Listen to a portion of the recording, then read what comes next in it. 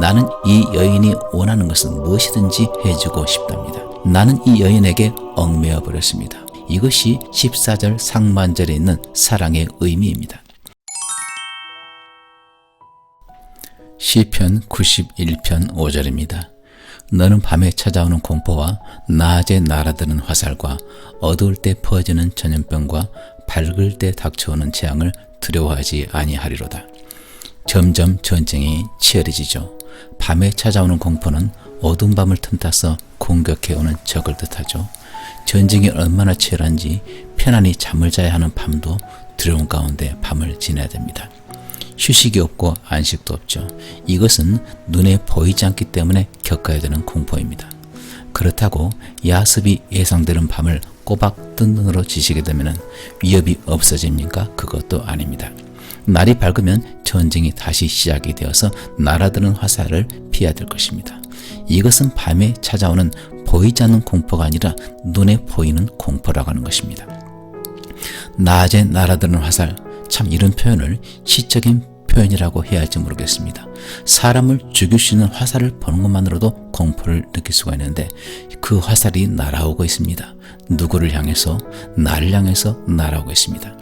그토록 빨리 나를 향해 날아오는 화살이 대낮에 내 눈에 보인다면 그 공포는 참으로 극심할 것입니다.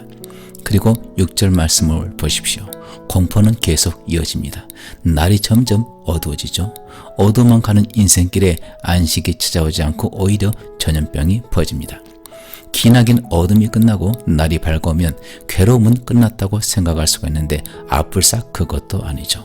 날이 밝았는데 소망은 눈에 보이지 않고 오히려 재앙이 내 눈에 보입니다.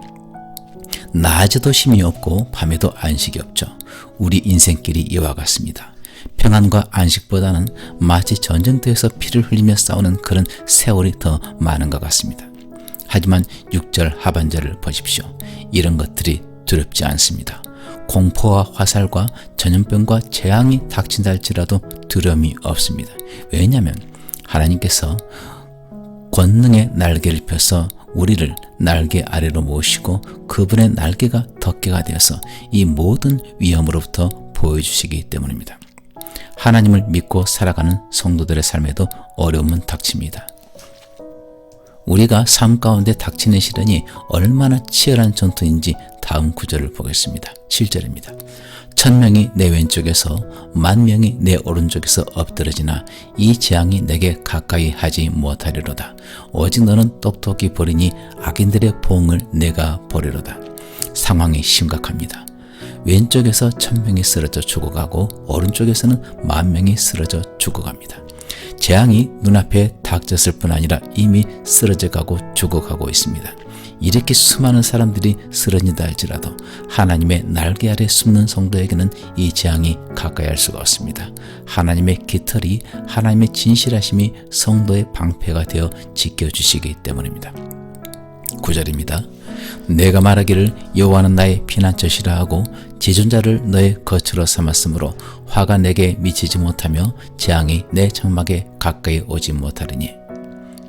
이번 주 이 구절을 아침에 읽고 묵상함으로 한 주를 보냈습니다. 이 한 주간 저에게 필요한 곳은 바로 피난처였고 제가 가고자 소망한 곳도 피난처였고 실제 제가 거처로 삼은 곳도 나의 피난처가 되시는 예수 그리스도였습니다. 화는 나쁜 것, 해롭고 악한 것을 의미하죠. 10절 말씀을 자세히 보면은 하나님을 믿으면 인생을 살아가면서 나쁜 상황이나 재앙을 피할 수가 있다는 그런 뜻이 아닙니다. 하나님을 믿는 성도들에게도 나쁜 화나 재앙이 닥칩니다. 하지만 9절 말씀에 고백을 하면서 살아가는 성도, 하나님, 주님은 나의 피난처가 되십니다. 내가 오늘도 피난처이신 주님 날개 아래 들어가 숨습니다. 저를 덮어 주십시오. 지존자 되시는 나의 모든 것이 되시는 하나님을 제 거처로 삼습니다. 하나님을 떠나지 않고 하나님 안에 거하겠습니다. 이렇게 고백하며 살아가는 성도에게는 화가 다가올지라도 재앙이 올지라도 그것이 성도를 해할 수가 없습니다. 그 이유가 무엇일까요? 11절입니다. 그가 너를 위하여 그의 천사들을 명령하사 내 모든 길에서 너를 지키게 하심이라. 이 구절은 구약성경에서 수호천사에 대해서 언급이 된 유일한 구절입니다. 하나님은 그분을 찾는 자들을 외면하지 않으시고 그분의 가장 안전한 날개 아래 성도를 숨기시고 보호해 주십니다. 우리가 그분을 피난처요 요새요 구원자로 인정하며 그분께 갈 때 하나님은 우리를 위해서 천사를 보내시고 모든 길에서 우리를 지켜주십니다. 제시 라일의 말입니다. 주님에 대한 믿음은 불안한 마음의 유일한 약입니다. 병에 걸릴 때 약을 먹어야 그 병으로부터 치유받을 수가 있습니다. 불안 가운데 있을 때 그 불안을 떨쳐버릴 유일한 약이 있죠. 그것은 바로 주님에 대한 믿음입니다. 그리스도인으로 세상에서 누릴 최고의 특권은 하나님을 전적으로 신뢰하는 것이죠. 어려움이 있다 할지라도 하나님을 향한 믿음이 있다면 어떤 것도 우리를 무너뜨릴 수가 없습니다. 14절입니다. 하나님이 이르시되 그가 나를 사랑한즉 내가 그를 건지리라. 그가 내 이름을 한즉 내가 그를 높이리라. 건지리라, 이것은 원문에서 도피하다라는 뜻을 가지고 있습니다. 하나님께서는 우리가 수렁에 빠졌을 때 능히 도피시키는 분이시죠. 하나님께서 이 동사의 주어가 되어서 하나님이 여러분을 건지리라고 말씀하십니다. 그런데 조건이 있습니다. 그가 나를 어떻게 한즉?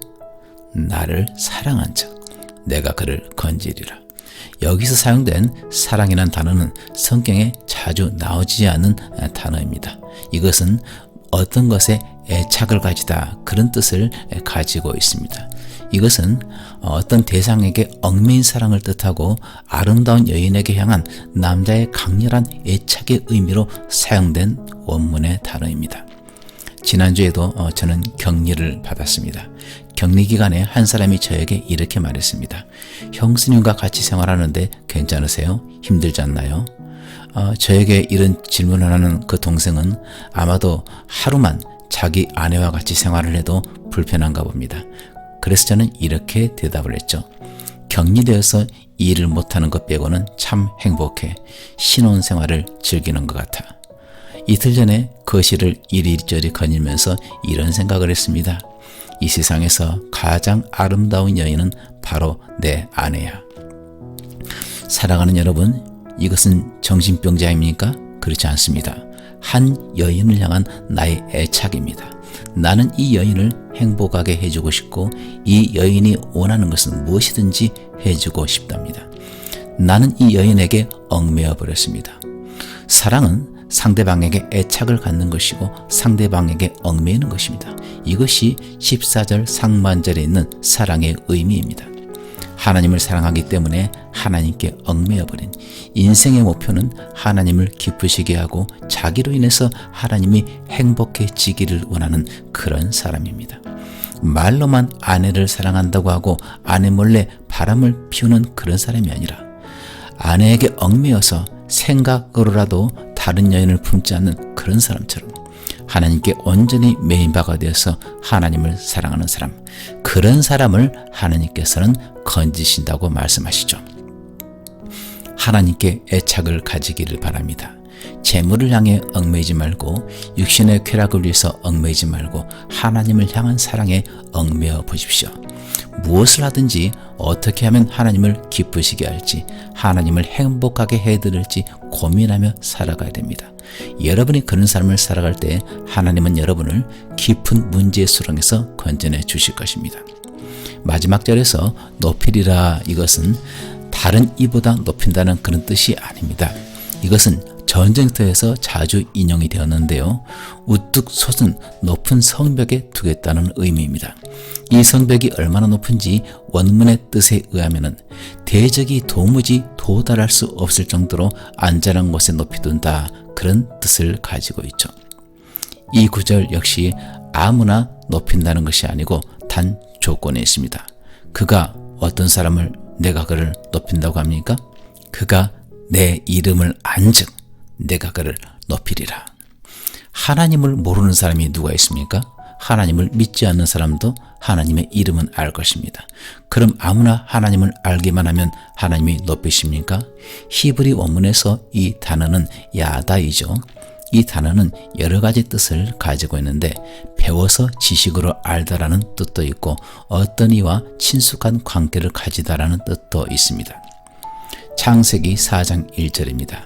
아담이 그의 아내 하와와 동침하매 하와가 임신하여 가인을 낳고 이르되 내가 여호와로 말미암아 등남하였다 하니라.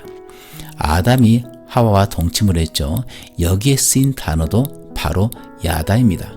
즉 야다라는 단어는 이성과 성관계를 갖는 표현으로도 사용이 된 것입니다. 부부보다 더 가까운 관계는 없죠. 부부보다 더 서로를 깊이 하는 관계는 없습니다. 하나님을 알되 깊이 알아야 됩니다.